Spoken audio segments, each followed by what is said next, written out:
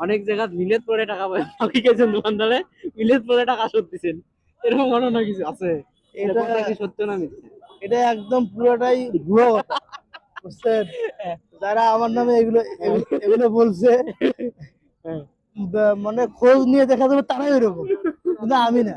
আরেকটা তাও এরকম তারাই এরকম। তোমার কান্নাকাটি এই যে কি আমার কম বেশি হয়? এই যে ইউটিউবে না আমার তো একটা লাইভ দিছি, এই লাইভের টাকা আমি মিলিয়ে পরে সত্যি আমার হুজুরের যে প্রমাণ না। এটা এখানে এখানে এখানে অনেক ঝামেলা আছে। এরকম ঝামেলা কিরকম?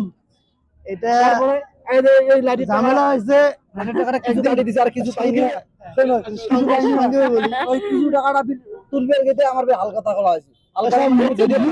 আমি যে টাকাটা পাই তার ডবল করে আমি হালকা টাকা করছি। মানে পাই আমি 50 টাকা 100 টাকা গোয়া দিতে ওই আমার টাকা 50 টাকা দিচ্ছে। এখানে এই কথাটা সত্য না মিথ্যে? এখানে আমি